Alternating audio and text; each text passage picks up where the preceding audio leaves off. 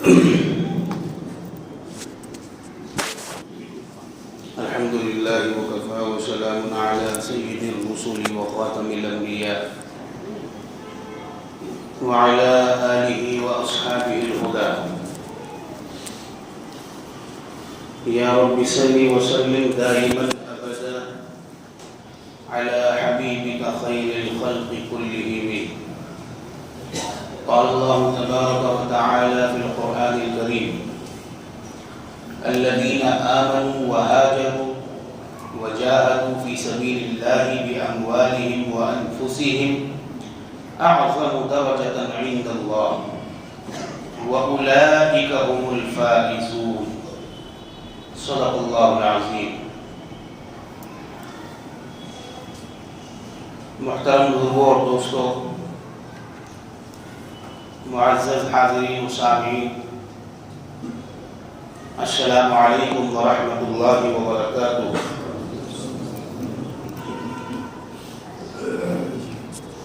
حضرت والد گرامی قدر کی طبیعت آج کچھ ناساز تھی، اس بنا پر بندہ حضرات کے سامنے حاضر خدمت ہونے کا شرف حاصل کر رہا ہے۔ یہ محرم کا مہینہ چل رہا ہے۔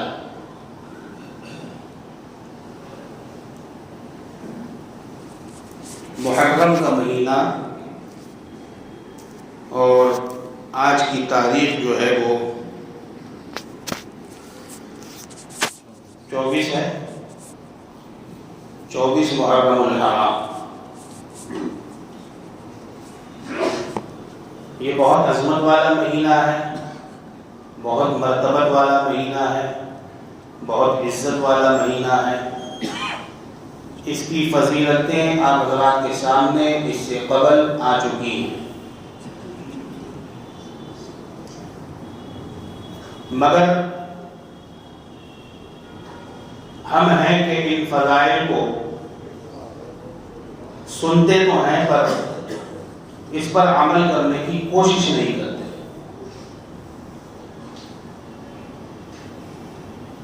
عمل کرنے کی کوشش کرنی چاہیے۔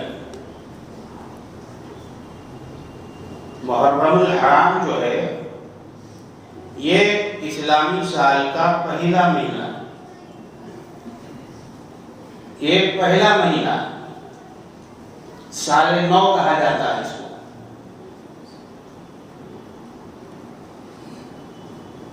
تو اس کی ہمیں قدر ہونی چاہیے، اور ہمارے دل میں اس کے لیے ایک عظمت ہونی چاہیے، ایک جگہ ہونی چاہیے۔ ہمیں چاہیے کہ ہم اپنے تمام معاملات میں محرم الحرام کے مہینے کی تاریخ کو لکھا کریں۔ اس کو رواج ہے، اگر ہم لوگ رواج نہیں دیں گے، اگر ہم لوگ اپنی تاریخ کو بھلا بیٹھیں گے تو دوسرا تھوڑی نہ ہماری تاریخ کو لکھے گا یا پڑھے گا یا بتائے گا یا ایک دوسرے کو اس کی تلقین کرے گا۔ یہ تو ہم کو خود کرنا ہے، یہ ہمارا کام ہے، غیر کا کام نہیں ہے۔ دنیا میں دیگر مذہب اور ادیان جو ہیں یہ بھی اپنی تاریخ کی حفاظت کرتے ہیں، اپنی تاریخ کو مقدم رکھتے ہیں۔ چنانچہ آپ بنگالی بھائیوں کو دیکھیں، مغربی بنگال میں ہیں آپ، پہلے اپنے ارد گرد پر نظر ڈالنی چاہیے۔ یہ لوگ بھی اپنی تاریخوں کو سر فہرست رکھتے ہیں، اس کے بعد انگریزی تاریخ کا نام لیتے ہیں۔ اسی طرح سے دین موسوی میں، یہودیوں میں بھی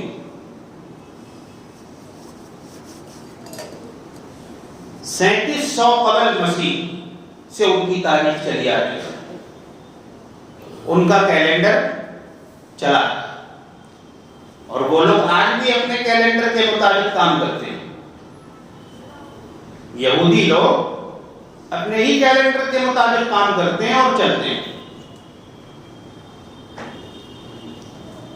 حضرت عیسیٰ علیہ السلام کے کیلنڈر کے مطابق آج عیسائی لوگ کام کر رہے ہیں، اور جن کے پیچھے پیچھے ہم لوگ چل رہے ہیں۔ آج تو ہمارے ساتھ عالمی مجبوری ہو گئی عیسوی کیلنڈر کو فالو کرنا، جبکہ قمری کیلنڈر اتنا نپا تلا ہے اور اتنا فٹ ہے کہ ہم اور آپ اس کا تصور نہیں کر سکتے۔ چنانچہ آپ دیکھ لیجیے ہم لوگ روزہ کب رکھتے ہیں؟ اللہ کے رسول نے کیا فرمایا؟ چاند دیکھو روزہ رکھو۔ تو چاند دیکھ کر ہم مسلمان روزہ رکھتے ہیں، سورج کو دیکھ کر تو نہیں رکھتے نا، یا ستاروں کو دیکھ کر تو نہیں رکھتے نا۔ حضور نے جو فرمایا اس کے مطابق عمل کرتے ہیں۔ ہمارا سال قمری سال ہے، چنانچہ اس کے فوائد بھی آپ کو دکھیں گے۔ رمضان جو آتا ہے سال کے ہر مہینے میں آتا ہے، سردی میں بھی آتا ہے، گرمی میں بھی آتا ہے، برسات میں بھی آتا ہے، بہار کے موسم میں بھی آتا ہے۔ تو ایک طرح سے گویا ہم لوگ ہر موسم کا مزہ اٹھاتے ہیں، ہر موسم کا لطف اٹھاتے ہیں۔ اور اگر وہی شمسی اعتبار سے رکھا جاتا تو کیا ہوتا؟ صرف ایک ہی موسم ملتا اور دوسرا کوئی موسم نہیں ملتا۔ تو یہ بھی اللہ تعالیٰ کی طرف سے ایک عطا ہے اور ایک تحفہ ہے جو کہ ملا ہے سرور عالم جناب محمد رسول اللہ صلی اللہ تعالی علیہ وسلم کی طرف سے۔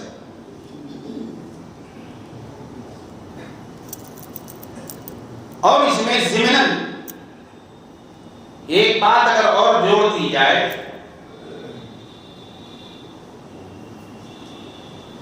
تو اس کے پیچھے جو مشکلات ہیں وہ یہ ہیں کہ ٹھنڈے ملک میں رہنے والے لوگ اگر رمضان میں روزہ رکھتے تو ان کو زیادہ سہولت ہوتی۔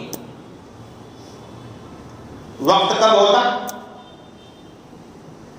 افطار جلدی کر لیتے، روزے کا جو دورانیہ ہوتا وہ بہت کم ہو جاتا،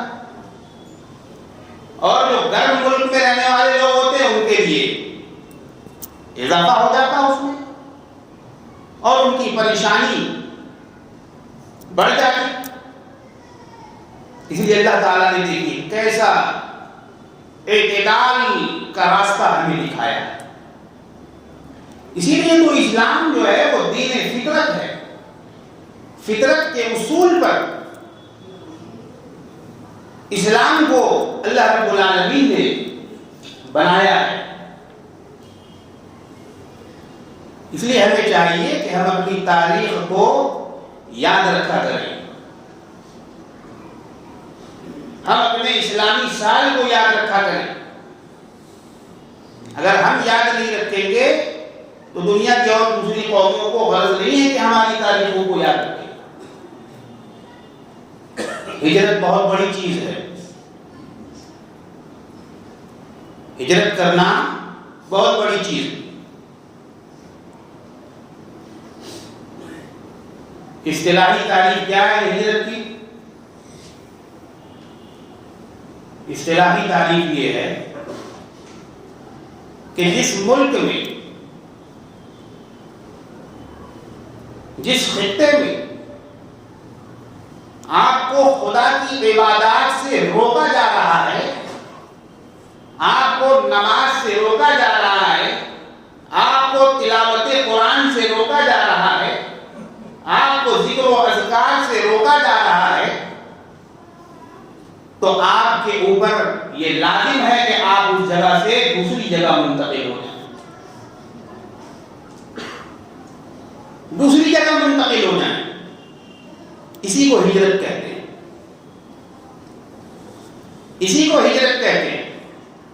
جب ایسے حالات پیدا ہو جائیں، مسلمانوں کی اکثریت کا جینا محال ہو جائے اور چاروں طرف سے ان کے اوپر یلغار ہو جائے، جیسا کہ حضرات صحابہ کرام کے زمانے میں ہوا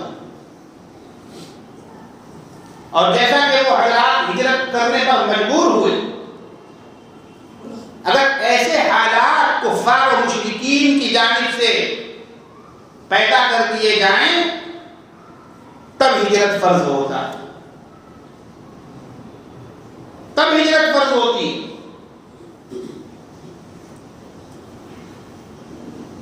چنانچہ اگر کوئی دنیاوی غرض کے لیے ایک جگہ سے دوسری جگہ منتقل ہونا چاہے، ایک مقام سے دوسرے مقام کی طرف کوچ کرنا چاہے تو اس کو ہجرت نہیں کہیں گے، اس کو ہجرت نہیں کہیں گے۔ اس نے دنیاوی مفاد کے لیے وہ راستہ اختیار کیا اور اس مقام تک گیا، اور اس پر اگر کوئی ہجرت کا لیبل لگائے یا ہجرت کی مہر لگائے تو وہ ہجرت نہیں ہے، کیونکہ ہجرت بھی بذات خود ایک عبادت ہے۔ بات سمجھ میں آ رہی؟ ہجرت بھی بذات خود ایک عبادت ہے، اور عبادت کو اگر دنیاوی مقاصد کے لیے استعمال کیا جائے گا تو وہ عبادت رائے گام ہو جائے گی، جس کا کوئی ثواب نہیں ملے گا، کوئی فائدہ نہیں ہوگا۔ اس لیے حدیث میں آیا ہے، کمی والے آقا مدنی مولا جناب محمد رسول اللہ صلی اللہ تعالی علیہ وسلم کا ارشاد عالی ہے، حضرت عمر رضی اللہ تعالی عنہ اس کے راوی ہیں، آپ نے فرمایا کہ انما الاعمال بالنیات، بخاری شریف کی سب سے پہلی حدیث ہے، انما الاعمال بالنیات، ایمان کا دار و مدار نیتوں پر ہے۔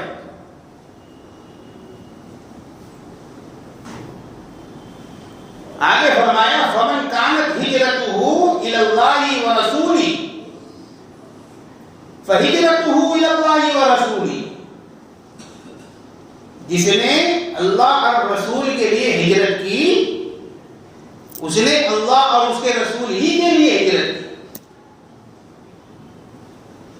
کسی اور کی طرف ہجرت نہیں کی، کسی اور کے لیے ہجرت نہیں کی،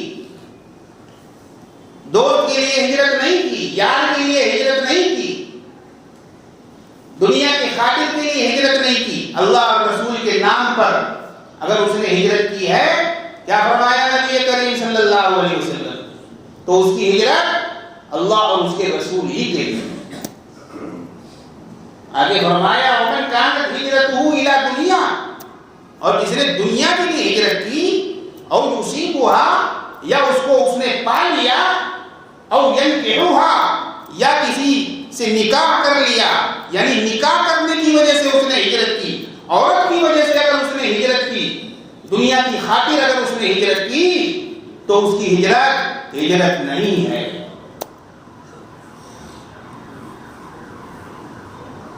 اس کی ہجرت نہیں ہے، اس کی ہجرت ضائع ہو گئی، برباد ہو گئی۔ چنانچہ حدیث میں آیا ہے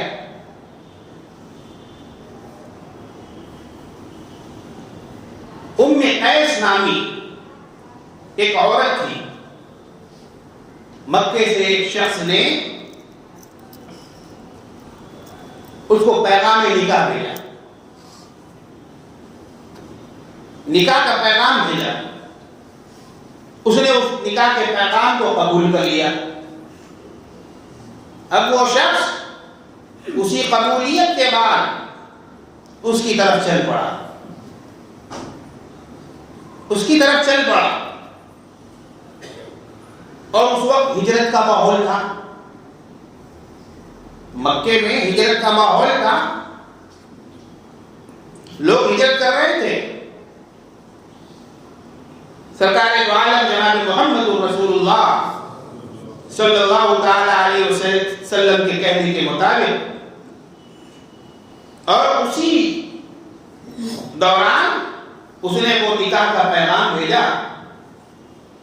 اور اس عورت نے اس نکاح کے پیغام کو قبول کر لیا، اور اس کے بعد وہ شخص اس کی طرف چل پڑا۔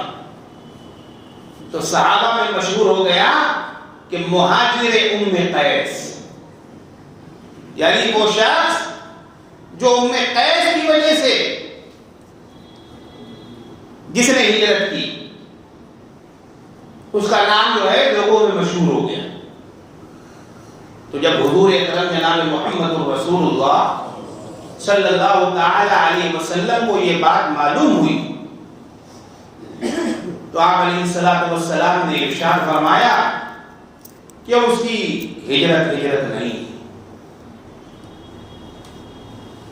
تو معلوم ہوا کہ عبادات میں اور دینی معاملات میں اگر دنیاوی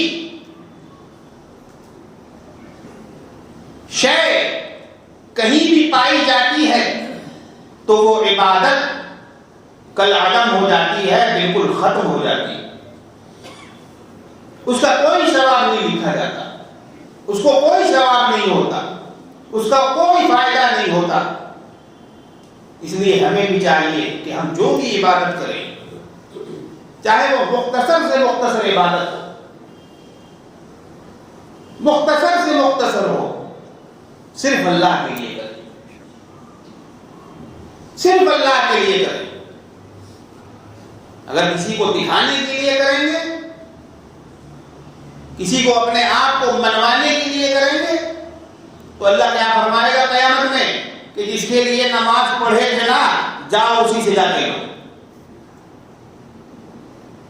جس کے لیے عبادت کا ڈھکوسلا کرتے تھے، تسبیح گھماتے تھے، جاؤ اسی سے جا کے لو، میرے پاس کیوں آئے ہو؟ اس لیے عبادت میں دکھاوا نہیں ہونا چاہیے۔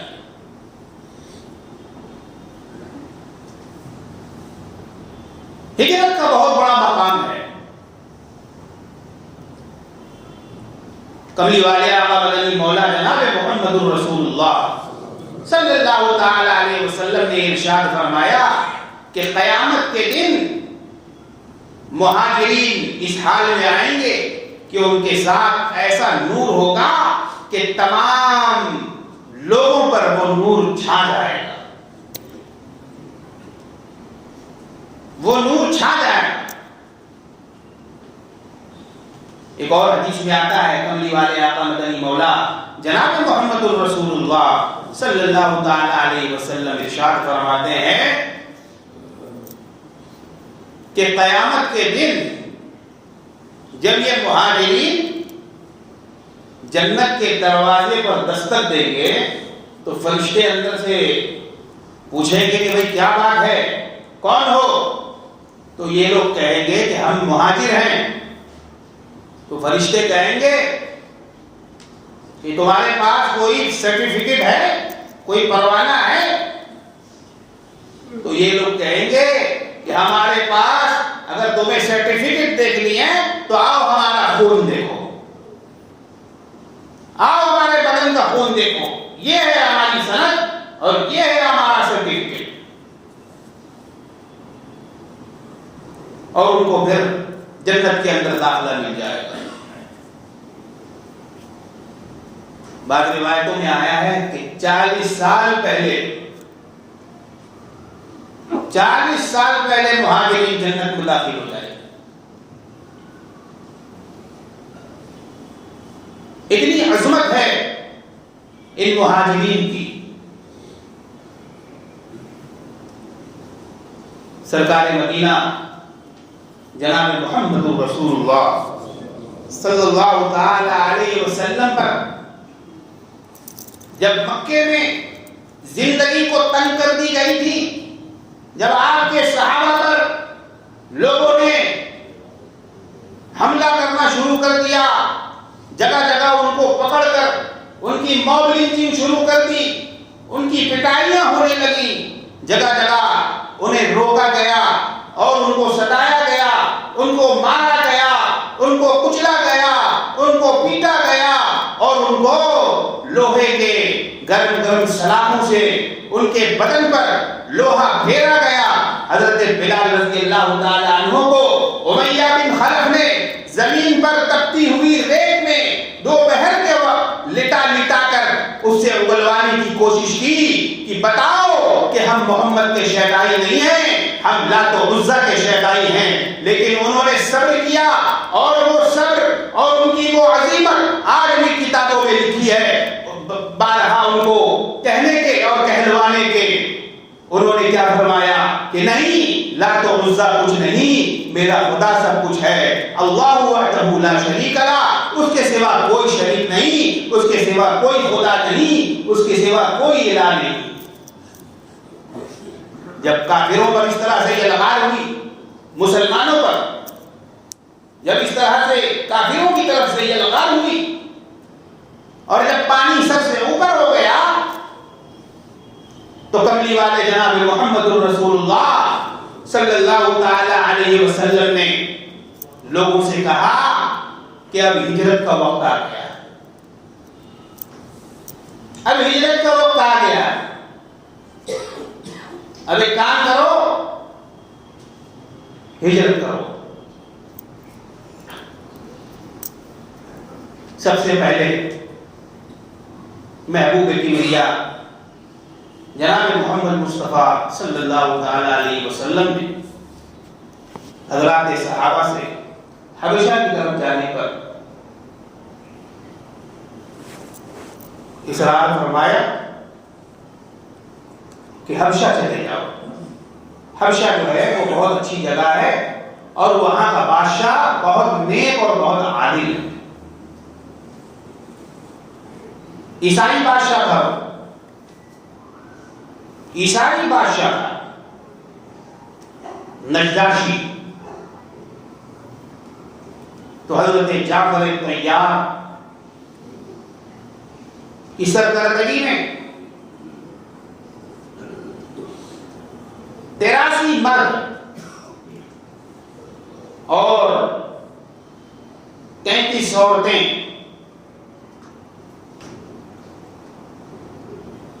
یہ لوگ سب کے سب حبش کی طرف گئے،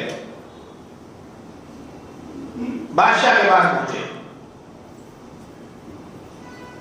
جب کافروں کو پتہ چلا، جب مشرکین کو پتہ چلا کہ یہ لوگ تو یہاں سے چلے گئے اور ملک حبش کی طرف چلے گئے ہیں، تو ان لوگوں کو بڑا غصہ آیا اور ان لوگوں نے ایک میٹنگ بلائی اور اس میں بڑے بڑے جغادریوں کو بلایا، بڑے بڑے سرماؤں کو بلایا اور ایک بیٹھک ہوئی ابو جہل کی صدارت میں اور مشورہ ہوا کہ یہ لوگ تو ہمارے ملک کو چھوڑ کر چلے گئے اور وہاں کے بادشاہ کی آنکھوں میں جا کر ہمارے خلاف دھول ڈھونکیں گے، ہمیں رسوا کریں گے، بے عزت کریں گے۔ چنانچہ ایسا کیا جائے کہ ملک کے حبش ہم لوگوں کی طرف سے ایک قافلہ جائے اور جا کر وہاں کے بادشاہ کو برگلائے ان مسلمانوں کے خلاف اور ان کو وہاں سے کھدیڑنے کے لیے درخواست کرے، وہاں سے بھگانے پر مجبور ہونے کے لیے درخواست کرے۔ چنانچہ وقت کی تیاری ہوئی اور وہ وقت عمرو بن عاص کے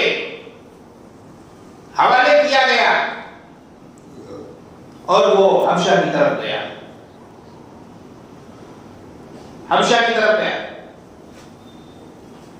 وہاں جا کر بادشاہ سے اس نے کہا کہ یہ لوگ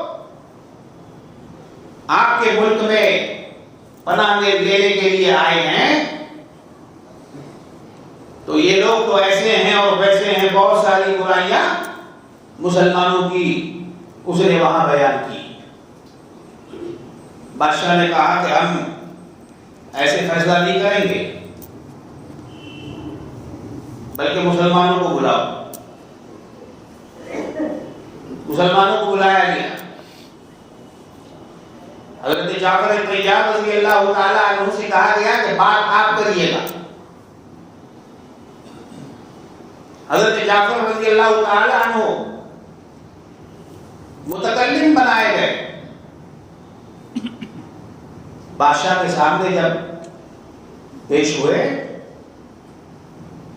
تو انہوں نے صرف سلام کیا، جھکے نہیں، سجدہ نہیں کیا، رکوع میں نہیں گئے جیسا کہ اس زمانے کا رواج تھا. تو دربار میں چہمگوئیاں ہونا شروع ہو گئی. عمرو بن عاص نے کہا دیکھیے دیکھیے آپ اتنے بڑے بادشاہ ہیں اور دیکھیے آپ کی تعظیم کیسے کی جا رہی ہے. میں نے کہتا تھا کہ یہ مسلمان جو ہیں بالکل جاہل ہیں اور بالکل آداب شہنشاہی سے ناواقف ہیں، ان کو کچھ نہیں پتا. دیکھیے یہ ثابت ہو گیا. بادشاہ نے پوچھا کہ اچھا تو یہ بتاؤ کہ تم نے سجدہ کیوں نہیں کیا؟ تو حضرت جعفر طیار رضی اللہ تعالیٰ عنہ نے فرمایا کہ ہمارے محبوب سرور کونین فخر دو عالم جناب محمد الرسول اللہ صلی اللہ تعالی علیہ وسلم نے ہم لوگوں کو یہی سکھایا ہے کہ غیر اللہ کو سجدہ مت کرو، اگر سجدہ کرنا ہے تو صرف اپنے اللہ کو کرو، اور سجدہ کسی کو نہیں کر سکتے، حتیٰ کہ وہ اپنے آپ کو بھی سجدہ نہیں کرواتے، اپنے آپ کو بھی سجدہ نہیں کرواتے. یہ ایک سجدہ جسے تو گرا سمجھتا ہے، یہ ایک سجدہ جسے تو گرا سمجھتا ہے، ہزار سجدوں سے دیتا ہے آدمی کو نجات، ہزار سجدوں سے دیتا ہے آدمی کو نجات. دیکھیے صحابہ کی تعلیم، صحابہ کی کیسی کیسی تعلیم ہے، اور آج ہم لوگ کس کی تعلیم پر چل رہے ہیں. آج ہم لوگ کہاں کہاں جا کر ماتھا نہیں ٹیک رہے ہیں، کہاں کہاں جا کر سجدہ نہیں کر رہے ہیں، کسے نہیں مان رہے ہیں، کہاں کہاں نہیں جا رہے ہیں. لیکن دیکھیے حضرات صحابہ رضی اللہ تعالیٰ عنہم اجمعین کو حضور اکرم صلی اللہ علیہ وسلم نے کیا سکھایا ہے اور کیا پڑھایا ہے کہ اتنے بڑے دربار میں جانے کے باوجود بھی دربار سے مرعوب نہیں ہوئے، بادشاہ سے مرعوب نہیں ہوئے، ان کے حواریین سے مرعوب نہیں ہوئے، ان کے دل پر کوئی اثر نہیں ہوا. لیکن آج ہمارے دل پر تو اتنا جلدی اثر ہو جاتا ہے، یہ بھی تو بھائی ہے نا. رواداری میں ایسے بہ جاتے ہیں جیسے کہیں کوئی دریا بہتا ہو، نان اسٹاپ. یہ کرنے میں کیا حرج ہے، وہ کرنے میں کیا حرج ہے. ہمارے غیر مسلم بھائیوں کا تہوار آئے گا تو اس میں بھی جلدی جلدی اپنا نام جوڑتے پھریں گے. دیوالی ہے تو اپنا فوٹو لگا کے ہیپی دیوالی، رکشا بندھن ہے تو اس میں بھی اپنا فوٹو لگا کے ہیپی رکشا بندھن. یہ تعلیم نبی نہیں ہے. نبی کی تعلیم پر آئیے، نبی کی بات پر عمل کرنے کی کوشش کیجیے، ان چیزوں کو چھوڑیے۔ صحابہ نے چھوڑا کہ نہیں چھوڑا؟ سجدہ نہیں کیا، جھکے نہیں، ان کے آگے ماتھا نہیں ٹیکا، رسول کی تعلیم کو ثابت کر دیا اور بتلا دیا کہ ہمارے معلم ایسے ہیں، ہمارے جو معلم ہے، ہمارا جو ٹیچر ہے اور ہمارا جو مربی ہے وہ ہم کو کسی کے سامنے سجدہ کرنا نہیں سکھاتا۔ ہم تو وہ لوگ ہیں کہ جو صرف خدا کے سامنے سجدہ کرتے ہیں۔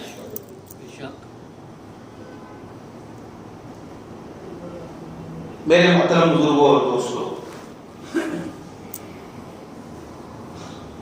بادشاہ سے کہا، کس نے؟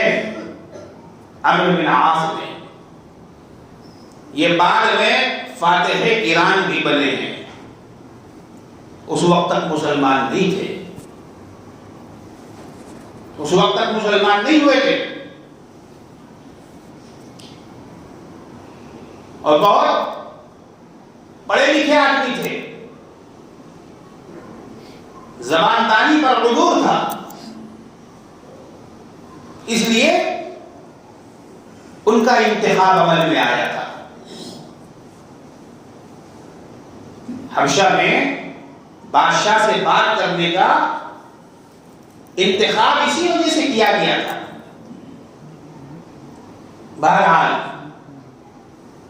عمرو بن عاص نے اور الزام لگائے کہ اے بادشاہ، یہ لوگ بہت ناہنجار قسم کے لوگ ہیں، اور یہ لوگ اپنے پرانے دین سے پھر گئے ہیں، پرانے دین سے پھر گئے ہیں، اور ان لوگوں نے ایک نیا دین ایجاد کر لیا ہے، ایک نیا دین بنا لیا ہے۔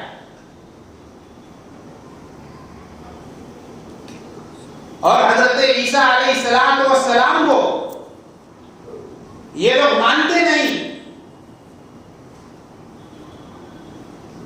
تو بادشاہ بھی حیران ہوا اور اس نے کہا کہ کیا بات صحیح ہے؟ ایسی ہی بات ہے؟ حضرت جعفر طیار رضی اللہ تعالیٰ عنہ نے فرمایا کہ ایسی کوئی بات نہیں ہے، اور انہوں نے بادشاہ کے سامنے، درباریوں کے سامنے علل اعلان ڈنکے کی چوٹ پر جب بولنا شروع کیا، تمام درباریوں پر سکوت چھا گیا، سب کے سب ساکت ہو گئے، سب کے سب جامد ہو گئے، اور کہا کہ جہاں تک نئے دین کی بات انہوں نے کی ہے تو بادشاہ سلامت سن لیجئے، ہم لوگ بہت خونخوار تھے، ہم لوگ بہت درندہ صفات تھے، ہم لوگ مرے ہوئے جانوروں کو کھا جاتے تھے، انسانیت ہم میں نہیں تھی، اپنی بچیوں کو، لڑکیوں کو زندہ زمین میں دفن کر دیا کرتے تھے، اور ہم لوگ شرک کرتے تھے، بت پرستی کرتے تھے، ایک خدا کو ایک خدا نہیں مانتے تھے۔ چنانچہ ہمارے درمیان اللہ کے ایک رسول آئے، اللہ کے ایک پیغمبر آئے، اور انہوں نے ہم لوگوں کو سیدھی راہ دکھائی، سچی راہ دکھائی، ہدایت کی راہ دکھائی، ضلالت اور گمراہی سے ہمیں بچایا اور اس سے دور لے گئے۔ تب ہم لوگوں نے کلمہ اسلام پڑھا اور مسلمان ہو گئے۔ اور دوسری بات اس نے ایک یہ عرض کی، ایک الزام جو یہ لگایا تھا کہ تم لوگ عیسیٰ کو نہیں مانتے، تم لوگ عیسیٰ کو نہیں مانتے، کیا بات ہے؟